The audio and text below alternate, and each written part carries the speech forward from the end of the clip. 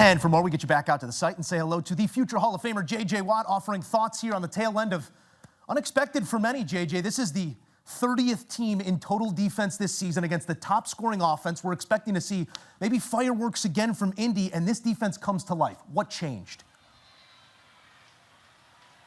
Yeah.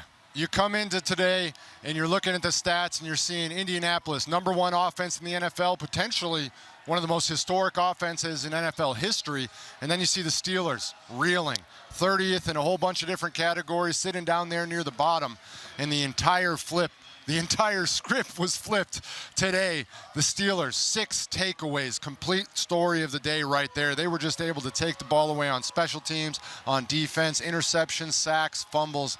They were able to do it all, put their offense in advantageous positions, and the Colts were never able to recover. You know, there's going to be a lot of good teams trying to figure out this Colts offense down the stretch. This is a blip on the radar. We've already seen them establish themselves as such a potent running attack, but what can other teams on that Colts schedule take away from what Pittsburgh showed them today? I mean, I think it's early success. The Colts started the game with a touchdown on their first drive, which was huge. But then after that was when all the chaos started to happen. They had the muff punt, they get the interception, or the TJ Watt forced fumble recovery, and things just started to kind of go backwards. And they're used to being so efficient. They're used to moving the ball down the field with such ease. But they put their team in some difficult situations and gave the Steelers easier chances to score, which was the most difficult part of the day. All right, take me into the group text here, because I'm sure little brother comes to big brother for some inspiration at times like these when his defense is going like that. What was the conversation with TJ throughout the week, and how much of an exhale do you think this feels like? Yeah, I mean, I think it's a big exhale for this defense. I mean, those guys in that locker room know. They see the stats. They know the numbers. They know that they've been playing extremely poorly. So to go out there today and put on a performance like that in front of that 2005 Super Bowl team, it just kind of immediately reminded everybody what that Steelers standard is supposed to be like. And I think that doing it against the #1 offense who's doing such incredible things was certainly a statement. Now they have to try and carry that forward and continue it. He is J.J. Watt, and he is always one call away. Thank you, J.J. Thank you. Have a great one. Big time stuff from our guy and big time stuff from the Steelers. You know where to start each and every Sunday. That's with our team. Coach, Matt, JB, and Nate setting the stage each and every Sunday at 12 Eastern. It's the NFL Today on CBS and streaming on Paramount+. All right, a look here at Danny Dimes asking for change after this one. Harassed throughout, this pass rush that couldn't get home, found him plenty of times in this one. Daniel Jones, misstep here against the Pittsburgh Steelers. All right, back in studio with the fellas to offer thoughts on both sides of this one, because, again, unexpected is the word that comes to mind. Dame, this is what we expected preseason for this top-dollar defense. Haven't been getting those performances.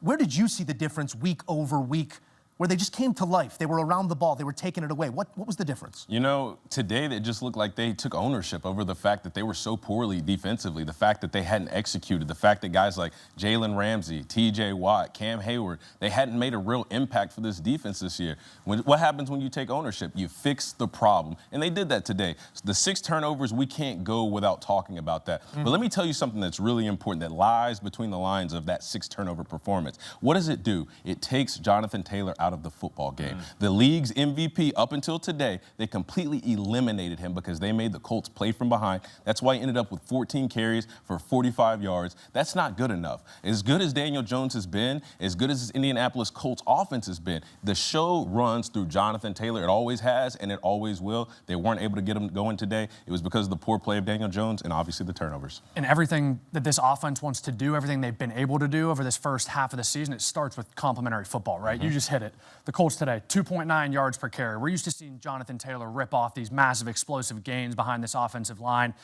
When you have 6 turnovers in a game, it's just really, really hard to get any flow, any momentum, any type of consistency going with inside your offense. And you give an offense like the Steelers 6 extra possessions at home in Pittsburgh, they're going to make you pay. The rhetoric around this football team, the Pittsburgh Steelers that is, was very negative this week and in the past couple weeks with good reason. This is a Mel B game. This is an are you for real? And they show a little bit of realness in this one. What do you take away from Pittsburgh's performance? And I think you alluded to this earlier, Joe, that this is the highest priced defense for a reason. We finally saw it. Many times this season we have not seen it. We need to see it more. They paid both for games like this and also consistency.